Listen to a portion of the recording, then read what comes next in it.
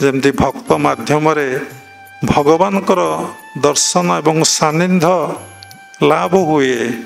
ଆପଣ ଦେଖୁନାହାନ୍ତି, ତୁଳସୀ ଦାସ ସବୁଦିନେ ପୂଜା ସାରି ଗୋଟିଏ ଗଛ ମୂଳରେ କ'ଣ କରୁଥିଲେ? ପାଣି ଢାଳି ଦେଉଥିଲେ।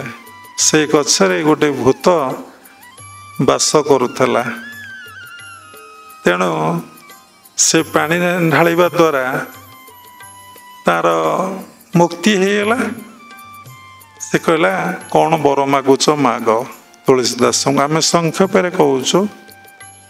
ସେ କହିଲେ, ମୁଁ କେମିତି ପ୍ରଭୁ ମୋର କୁଳଗୁରୁ, ମୋର କୁଳର ଇଷ୍ଟ ପ୍ରଭୁ ରାମଚନ୍ଦ୍ରଙ୍କର ଦର୍ଶନ ପାଇବି? ନା, ମୁଁ ଯଦି ଦର୍ଶନ ପାଇଥାନ୍ତି ତାହେଲେ ମୁଁ ଏ ଯୋନିରେ କାହିଁକି ଜନ୍ମଗ୍ରହଣ କରିଥାନ୍ତି? ମୁଁ କିନ୍ତୁ ସନ୍ଧାନ କହିଦେବି ଆପଣ କେମିତି ପାଇପାରିବେ।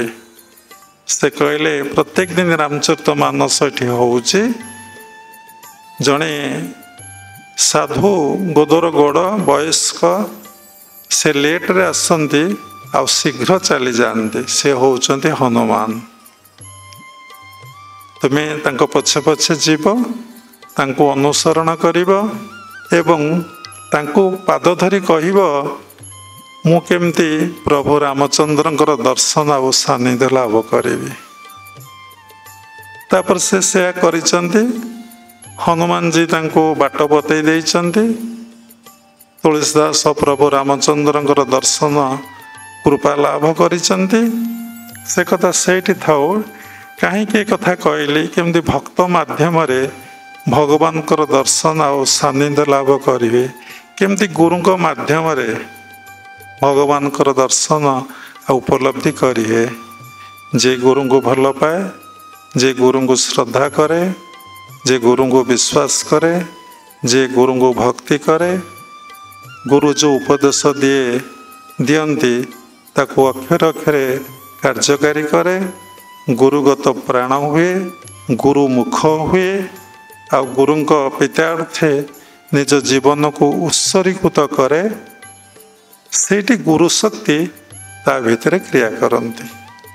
ଗୁରୁ ଶକ୍ତି ତା ଭିତରେ କ୍ରିୟାଶୀଳ ହୁଅନ୍ତି, ଯାହାଫଳରେ ଗୁରୁଙ୍କ କୃପା ଦ୍ୱାରା, ଗୁରୁଙ୍କ ଆଶୀର୍ବାଦ ଦ୍ୱାରା, ଗୁରୁଙ୍କର ସାନ୍ନିଧ୍ୟ ଲାଭ ଦ୍ୱାରା ସେ ପରମାତ୍ମା ପରମ ବ୍ରହ୍ମଙ୍କର ବା ଭଗବାନଙ୍କର ଦର୍ଶନ ଅନୁଭବ କରିଥାଏ। ଯେ ଗୁରୁଗତ ପ୍ରାଣ ନ ହେବ, ଗୁରୁ ମୁଖ ନ ହେବ, ସେ ଭଗବାନଙ୍କର ଦର୍ଶନ ଆଉ ସାନ୍ନିଧ୍ୟ ଲାଭ କରିବା ବା ଭଗବାନଙ୍କୁ ଉପଲବ୍ଧି କରିବା ଭାରି କଷ୍ଟ। କିଏ କରିଛନ୍ତି ବିନା ଗୁରୁରେ, ତାର କୌଣସି ପ୍ରମାଣ ଆମେ ପାଇନୁ। ଥାଇପାରନ୍ତି, ଅସମ୍ଭବ କିଛି ନାହିଁ। କିଏ ପାଇଛନ୍ତି ଆମେ ଜାଣିନୁ। କାରଣ ଭଗବାନ ରାମ ଆସିଥିଲେ, ସେ ଗୁରୁ ଗ୍ରହଣ କରିଥିଲେ। ଭଗବାନ କୃଷ୍ଣ ଆସିଥିଲେ, ସେ ଗୁରୁ ଗ୍ରହଣ କରିଥିଲେ। ସମସ୍ତେ ମହାପୁରୁଷ ଆସିଛନ୍ତି, ସବୁ ସାଧୁସନ୍ଥ ଆସିଛନ୍ତି, ସମସ୍ତେ ଗୁରୁ ଗ୍ରହଣ କରିଛନ୍ତି, ଗୁରୁଙ୍କର ପ୍ରଶଂସା କରିଛନ୍ତି।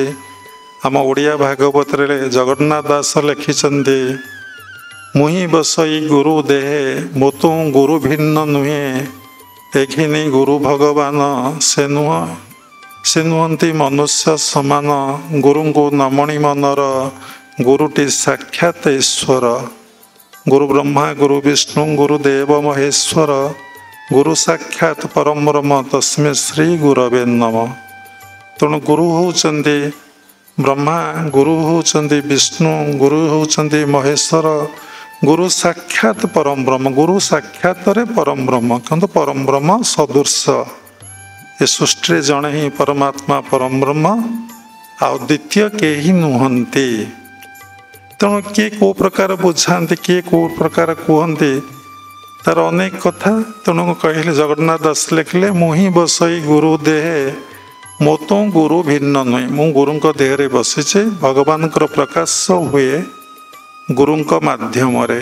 ଯେଉଁମାନେ ଶୁଦ୍ଧ ଆଧାର ଏବଂ ଶୁଦ୍ଧ ପବିତ୍ର ମନ, ତାଙ୍କରି ଭିତରେ ଗୁରୁଙ୍କର ପ୍ରକାଶ ହୁଏ। ତେଣୁ ଏସବୁ କଥା ଆପଣ ଗୃହସ୍ଥାଶ୍ରମ ରହି କେମିତି ଜାଣିବେ? ମନରେ ପ୍ରଶ୍ନ। ତେଣୁ ଆପଣ ଗୃହସ୍ଥାଶ୍ରମରେ ରହି ଯଦି ତତ୍ତ୍ୱଗୁରୁ ଗ୍ରହଣ କରି ତାଙ୍କ ସାନ୍ନିଧ୍ୟରେ ବାରମ୍ବାର ଆସିବେ, ଆପଣଙ୍କୁ ଜ୍ଞାନ ପ୍ରାପ୍ତି ହେବ।